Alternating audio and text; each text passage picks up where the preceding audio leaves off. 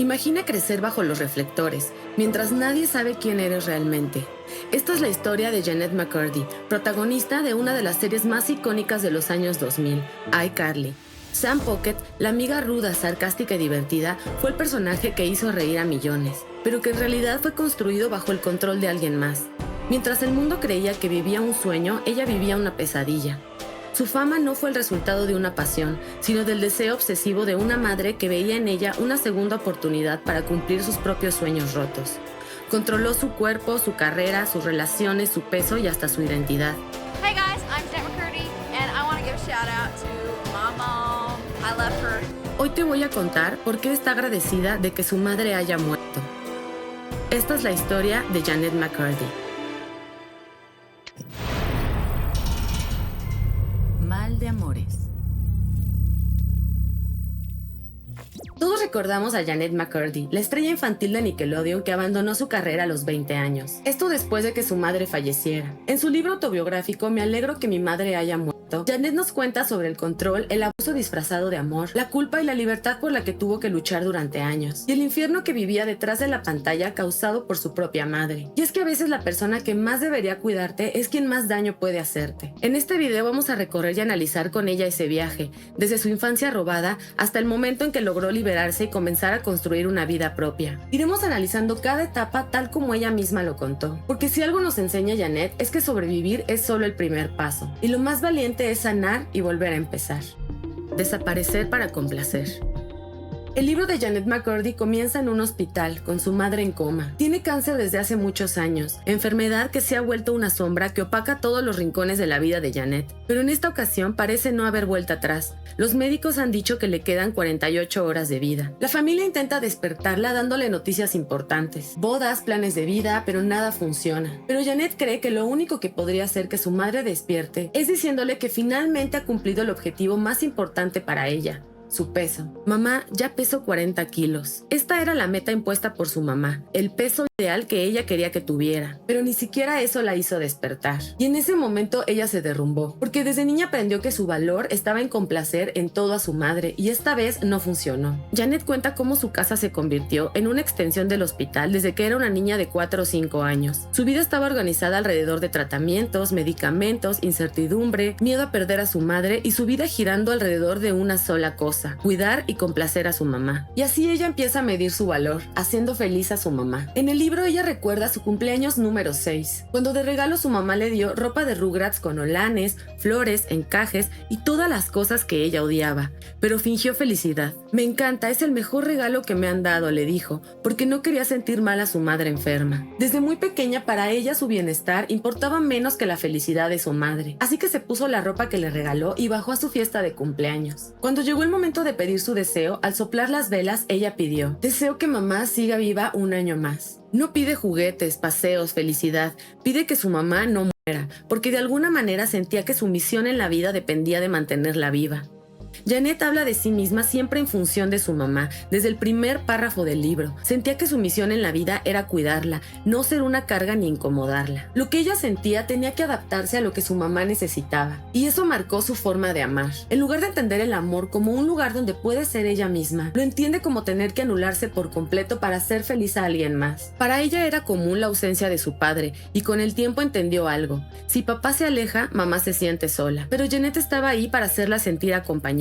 Esa era la dinámica. Su mamá siempre le platicaba que ella quería ser actriz, pero sus padres se lo prohibieron. Era talentosa, bonita y pudo haber tenido una vida llena de fama y fortuna, o al menos eso aseguraba ella. Un día su madre le dijo: quiero darte la vida que yo merecía, la vida que no pude tener. ¿Quieres ser la pequeña actriz de mamá? Y para Jennette solamente había una respuesta posible, porque amar a su mamá implicaba siempre decirle que sí. Y así fue como desde muy pequeña comenzaron las audiciones. Ella recuerda que su mamá le decía cómo debía hablar, sonreír, pararse y moverse, y Jennette tenía que seguir todas sus indicaciones al pie de la letra. Al poco tiempo por fin obtuvo su primer papel, y aunque era un papel como extra, su mamá estaba feliz, así que comenzó a firmar el contrato con mucho entusiasmo que Jennette no compartía. Mientras esto sucedía, el productor que le dio a firmar los papeles le dijo a su mamá: es importante que Jennette quiera actuar, y su mamá respondió inmediatamente por ella y dijo: ella quiere esto más que nada en la vida. Y así comenzaron las clases de actuación, las audiciones y la presión por volverse famosa. No había espacio para preguntar si Janet quería realmente actuar, porque estaba ayudando a su mamá a cumplir sus sueños a través de ella, y eso era lo único que importaba. Y si Janet quería que su mamá fuera feliz,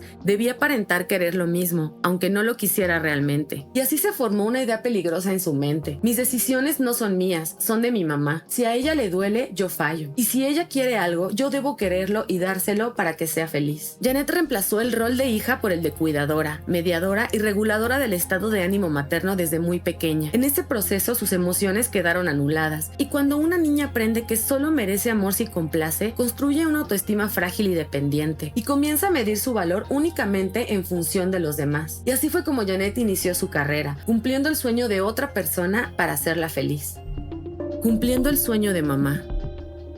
Llegó su primer día de trabajo como actriz. Era de madrugada cuando su mamá la despertó. Para su mamá, la vida que ella no pudo tener por fin estaba comenzando a través de su hija. Tienes que verte perfecta. Si te ves bonita, te van a querer. Si te quieren, vas a llegar lejos, le dijo mientras la peinaba. Cuando llegaron a los estudios Fox, su mamá estaba sumamente emocionada, tomando fotos y observando todo a su alrededor. Pero Janet sentía que no pertenecía ahí. En el área de comida, su mamá aprovechó para llevarse panes y comida escondida en su bolsa, para dárselos después a los 3 hermanos mayores de Janet que estaban en casa, ya que su situación económica no estaba nada bien. Ella narra que lo que más disfrutó ese día era ver que su mamá por primera vez en mucho tiempo estaba feliz. Y entonces llegó el momento de grabar. Estaba rodeada de adultos y de cámaras que la observaban. Recuerda que la línea que tenía que decir era simple: Hellman, eres tan gay. Ella no sabía qué significaba, lo único que sabía es que todos reían cuando la decía. Pero grabar la misma escena una y otra vez acabó por cansarla. El día se volvió eterno y nada de esto le estaba resultando divertido, pero siguió porque sabía que la verdadera recompensa llegaría después cuando viera a su mamá feliz. La actuación no era algo que a ella le gustara, de hecho la detestaba, pero según su mamá era esto lo que evitaba que ella se rompiera,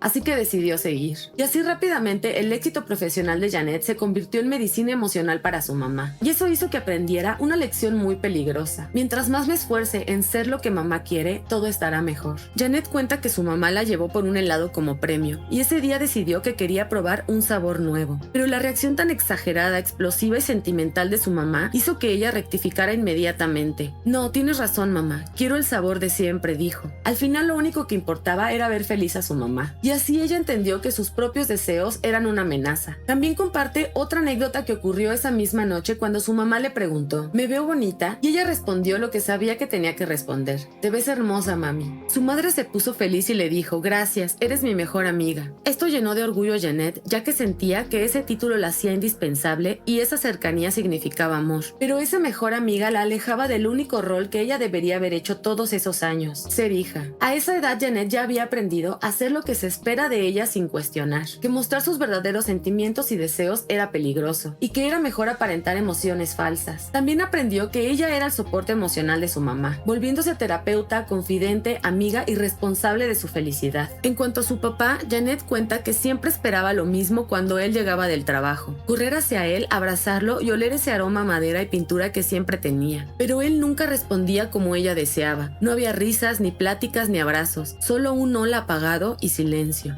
Uno de esos días, Janet notó tensión entre sus padres. Podía ver los ojos de furia de su mamá, algo que para ella ya era común y normal. Ya se había vuelto experta en predecir desastres incluso antes de que ocurrieran. Así que intentó intervenir y evitarlo, intentando hacer reír a su mamá, pero ella la mandó callar. Y entonces empezaron los gritos y los insultos. Y cuando su mamá tomó un objeto punzocortante, nadie se sorprendió, porque esa escena siempre se repetía. Su papá terminaba durmiendo en el coche y ella terminaba siempre justificando a su mamá. Todo esto mientras sus hermanos seguían jugando videojuegos como si nada hubiera sucedido. Y es que la violencia, cuando se vuelve cotidiana, se normaliza. Y podemos ver que esta violencia no solo la asustaba, también la convertía en mediadora y en protectora. Ella ya actuaba como adulta emocionalmente mucho antes de cumplir lo que debería haber sido una infancia normal. Al día siguiente, la niña que había visto un objeto punzocortante volar directo hacia su padre estaba llegando puntual al set de grabación, donde debía trabajar y sonreír para la cámara. Su papá solía ser un padre ausente con quien apenas tenía un vínculo, pero un día pasó algo extraordinario para ella. Su papá decidió llevarla en bicicleta a sus clases de danza, y por primera vez ella sintió algo parecido a la normalidad. Su papá la llevó al parque, caminaron y compraron un smoothie, y ella lo sintió como una pequeña prueba de cómo debería ser la infancia. Pero al regresar a casa, el caos volvió. Por estar en el parque, habían olvidado olvidado sus clases de danza y cuando su madre se enteró, estalló en furia. Recuerda que su madre le gritó: "Esta es tu triste realidad, una niña inteligente con un papá retrasado mental". Y ella quedó en medio del caos. No había obedecido a su mamá, se había atrevido a disfrutar con su papá y peor aún, se había permitido ser feliz. Ahí comenzó a sentir que el simple hecho de disfrutar podía llegar a tener un costo demasiado caro. Y así aprendió que la felicidad también se castiga, porque esa tarde olvidó lo más importante: los sueños de mamá van primero. Y mientras el mundo empezaba a verla como una actriz prometedora, ella solo se sentía una niña tratando de no estorbar, viviendo con el miedo permanente a fallar. Y esto marca un antes y un después, porque cuando a una niña se le enseña a desaparecer para que los demás estén cómodos, esa niña puede convertirse en una adulta que no sabrá cómo existir sin pedir perdón por cada parte de sí misma. Más presión, menos aire. Eventualmente fueron llegando proyectos y participaciones más grandes, como comerciales, su primer película, una aparición en la famosa serie Malcolm el del medio, etc. Pero nunca era suficiente, las metas se movían todo el tiempo. Su mamá le repetía constantemente: "No está mal, pero falta. Muy bien, pero necesitamos más". Siempre faltaba, y Janet estaba metida en esa dinámica: hacer más, para lograr más, para que mamá me ame más. Y así se generó la idea de que ella nunca era suficiente. Janet tenía solo 9 años, pero ya vivía bajo una presión que hasta para un adulto podría ser difícil de sostener. Recuerda un momento que marcó un antes y un después. Fue llamada para reemplazar a una niña actriz que no logró llorar en una audición ni mostrar tristeza. Janet, en cambio, podía llorar a voluntad. Ella cuenta que lo lograba imaginando cosas como un familiar muriendo, desangrándose, asfixiándose o su abuelo agonizando. Eran tragedias inventadas, pero dice que el dolor que generaban en ella eran tan real que la hacían llorar. Yo era completamente miserable, pero ser capaz de llorar cuando me lo pedían me hacía sentir que valía algo, escribió. Y así su llanto se volvió su sello y currículum. Y también aprendió que sus emociones solamente valían si generaban aplausos. Después fue llamada a otra audición donde interpretaría a una niña llamada Emily, otro papel que exigía muchas lágrimas. Pero ese día algo cambió. Sentí que las lágrimas no iban a salir. Me sentía desconectada, enojada, escribió. Y así fue. Ese día simplemente ya no pudo llorar y la audición se perdió. En el coche por primera vez Janet le dijo a su mamá: "No quiero actuar más, no me gusta, me incomoda". Pero su madre estalló violentamente y le dijo: "No puedes renunciar, esta es nuestra oportunidad". Comenzó a gritar, a llorar, a golpear el volante del coche, actuando como una niña pequeña. Así que el papel infantil se invirtió y Janet tuvo que calmarla diciendo: "No, nunca dije eso, olvídalo, perdón". Y eso fue suficiente para que su mamá dejara de llorar. Fue como si tuviera un botón de encendido y apagado. De pronto puso música y comenzó a cantar, mientras le exigía a Janet que ella también cantara. Janet escribió: "Aunque no pude llorar para el casting, pude sonreír para mamá. De todos modos, era actuar". Y así su primer acto de resistencia terminó en autotraición. Ella se convirtió en la protectora de su mamá, y en vez de recibir cuidado, lo daba. Ese rol genera adultos incapaces de pedir ayuda, que sienten culpas al poner límites y que piensan que amar es resolverle la vida a los demás. Pareciera que su infancia no fue una etapa de crecimiento y desarrollo, sino un entrenamiento para la obediencia. Y mientras el mundo veía a una niña talentosa, adentro había una niña asustada que creía que si dejaba de ser útil, dejaba de ser amada. Ser perfecta o no ser.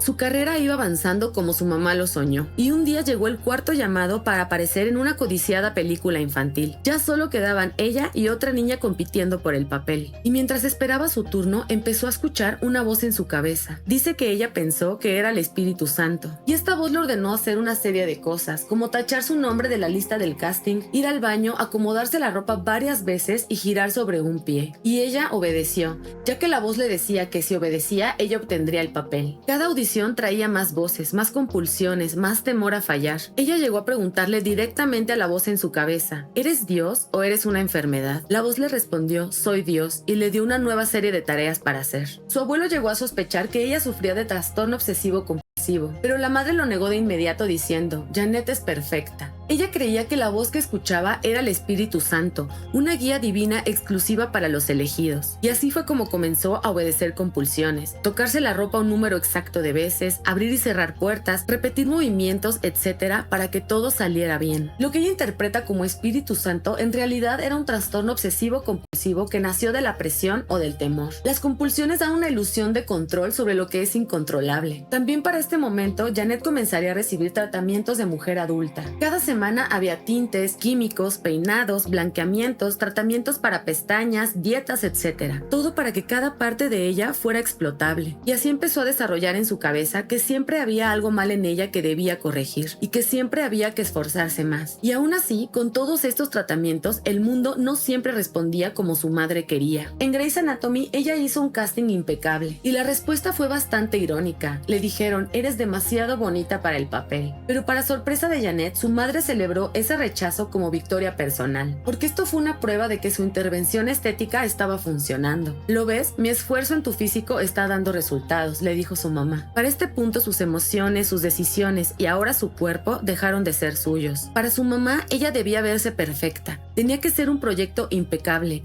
una inversión que debía rendir frutos. Y así ella se iba quedando sin infancia, pero su madre estaba orgullosa, porque su pequeña actriz comenzaba al fin a brillar.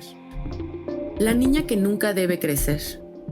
Janet comenzó a interpretar una infancia escrita por su madre, y en esa obra ella no eligió el personaje, tampoco tenía permitido salirse del guión. Cuenta que una noche ella vio a su mamá llorando porque no le alcanzaba el dinero, así que tomó una decisión. Tengo que ser todavía mejor, mamá merece estar bien. Y ese es el momento en que Janet comenzó a rendir como producto. También cuenta que tenía 11 años cuando empezó a sentir bultos en el pecho, y pensó que ella también podía tener cáncer como su mamá. Con miedo le preguntó a su madre qué era eso, y ella le dijo que únicamente era su cuerpo que comenzaba a desarrollarse, pero también le advirtió, si te desarrollas perderemos papeles y perderemos ingresos. Y así su propio cuerpo comenzó a representar también una amenaza. Así que su mamá decidió detener el crecimiento, comenzando una restricción extrema de alimentos para hacer más lento su desarrollo, y así comenzaría un nuevo infierno. Una niña de 11 años contando calorías, pesando 5 veces al día y comiendo solo alimentos que no tuvieran grasa. Janet escribió, cada centímetro que crecía me hacía sentir culpable. Y para este punto ella ya no controlaba absolutamente nada de su vida, pero sí podía controlar cuántas calorías consumía. Su cuerpo se volvió su propio enemigo y esto la llevaría a desarrollar anorexia. Pero su mamá no solo controlaba su imagen, trabajo, sus decisiones y su peso, también la hora del baño. A sus 12 años su madre seguía bañándola. Decía que solamente ella sabía cómo cuidar su cabello y que si no lo hacía podría arruinarlo. Cuenta que a veces incluso la bañaba junto a su hermano de 16 años. Ninguno de los dos quería, sin embargo no podían hacer nada, porque cuando intentaban pedir privacidad, su madre lloraba, manipulaba y dramatizaba. Y en esta parte ella menciona situaciones que no puedo narrar, pero se imaginarán de qué índole son. Y estos episodios hacían que ella se desconectara mentalmente. Cuenta que para no enfrentar lo que ocurría, su mente viajaba a Disney, a los desfiles, a los juegos, a cualquier lugar donde su cuerpo no estuviera. Así ella dejaba de sentir su cuerpo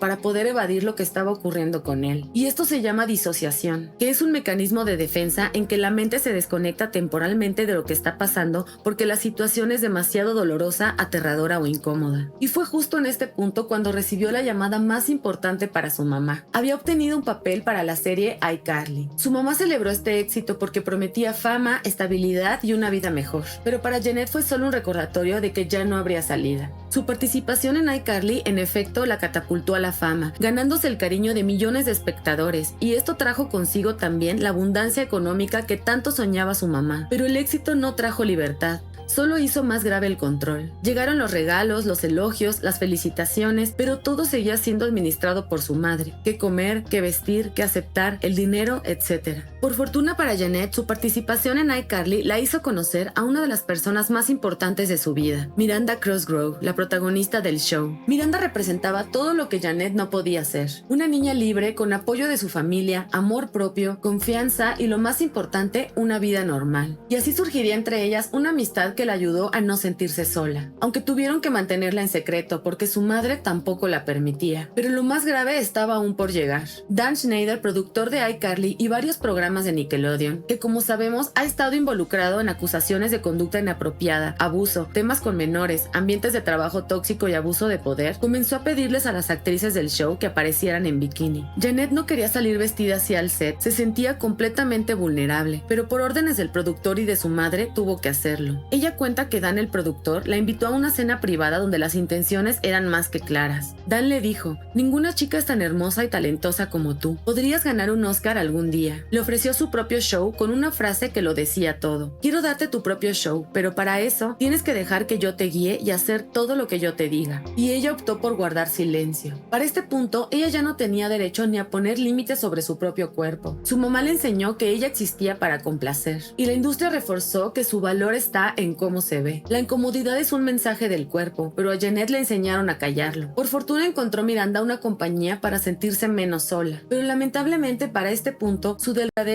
era la única forma de sentir que decidía o controlaba algo. Era como decir, si no puedo controlar mi vida, entonces controlaré mi cuerpo. Y mientras experimentaba toda clase de abusos de los adultos que deberían ser quienes la protegían, ella solo pudo hacer lo que aprendió a hacer desde pequeña, callarse.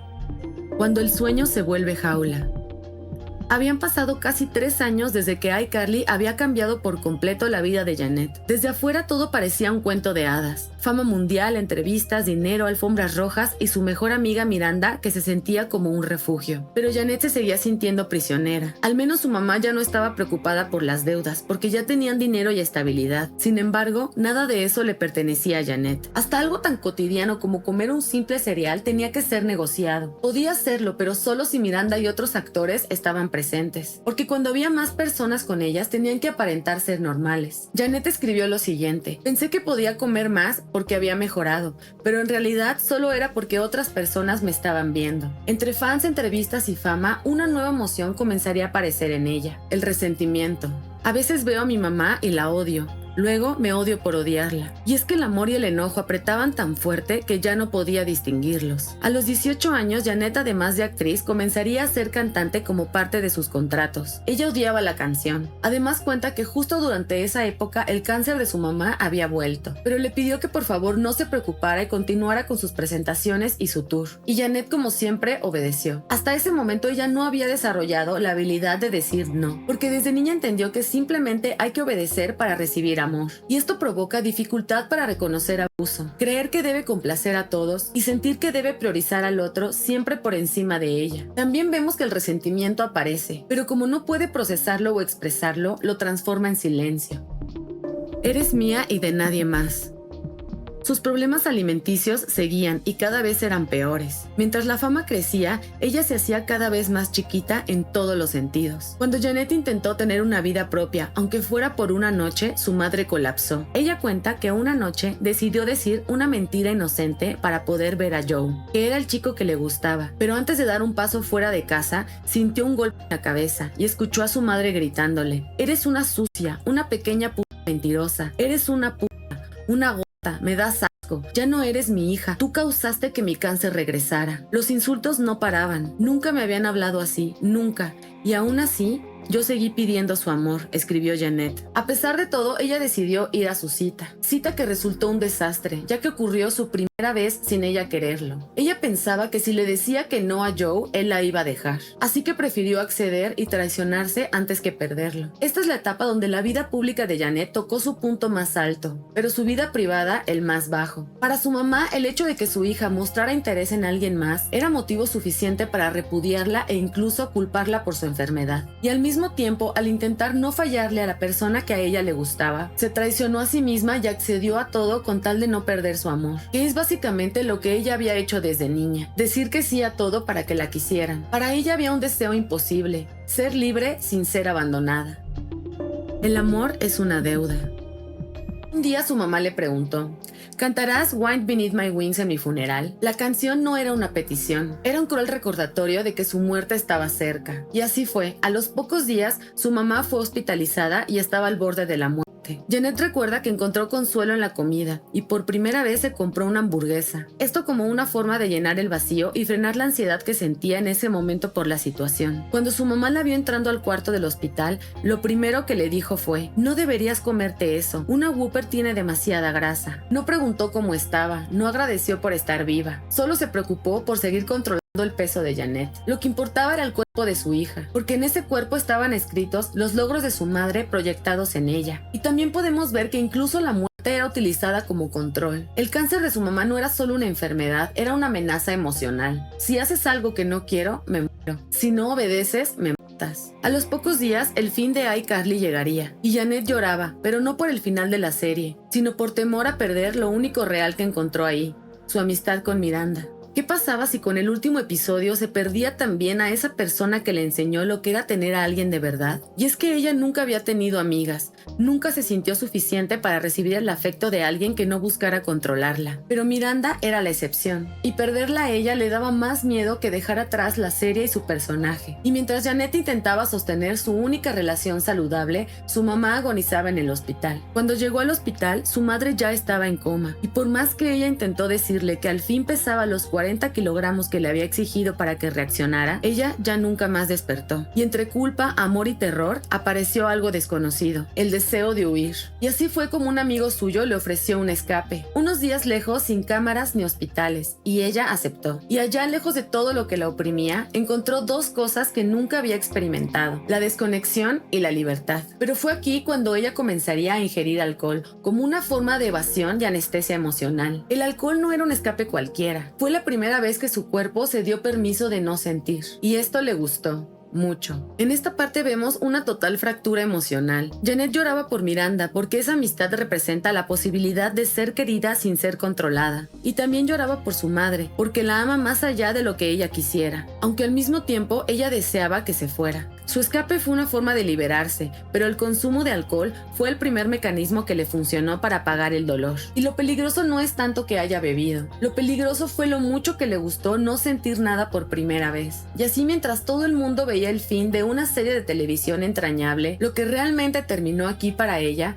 fue el personaje más difícil y tormentoso de su vida, el de la hija perfecta. Y así comienza el reto más grande de su vida: descubrir quién es cuando ya no hay nadie a quien complacer. La niña huérfana y la adulta que nace.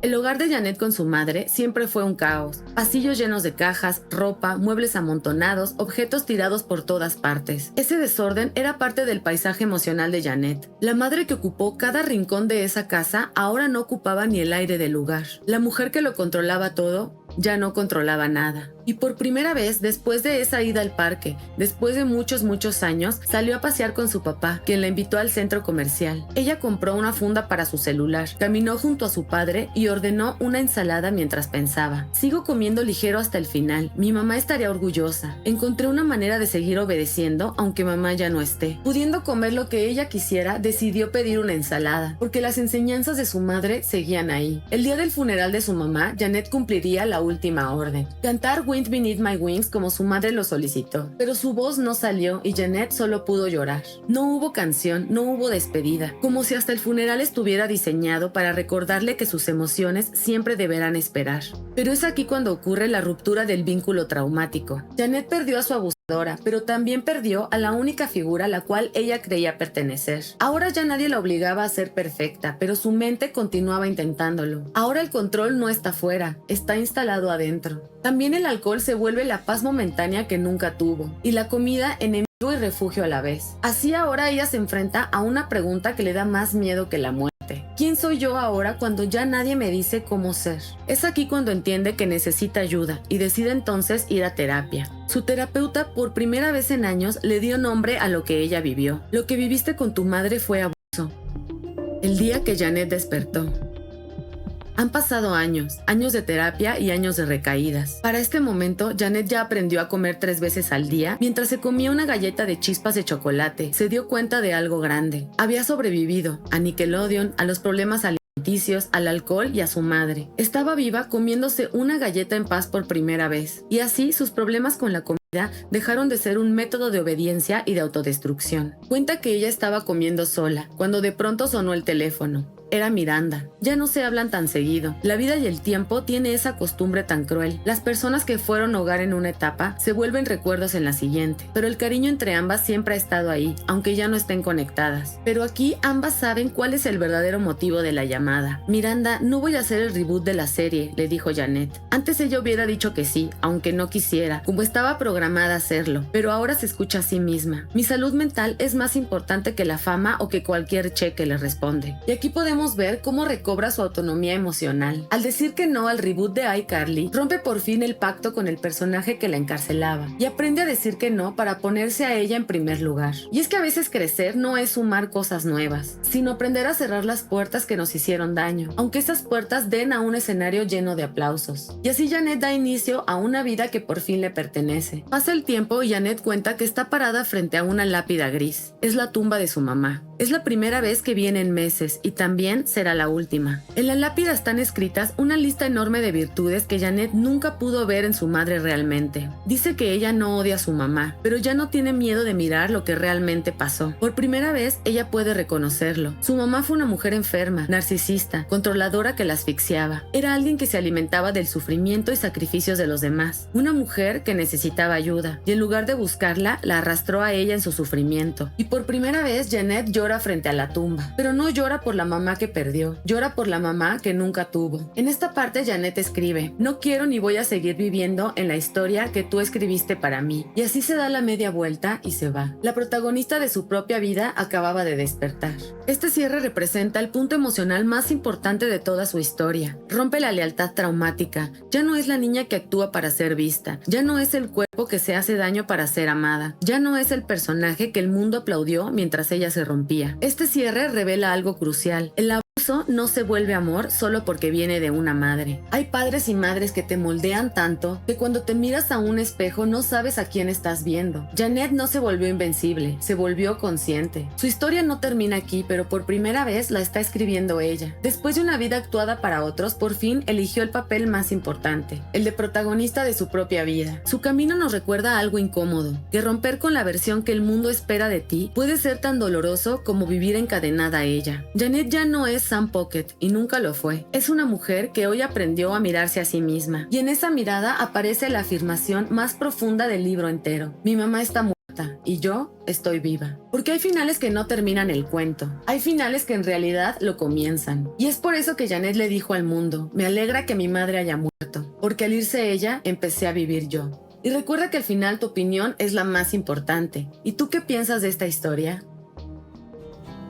Found a picture of my mother, flowers in her hair, in that Polaroid she smiled, a grown-up baby. Mal de amores.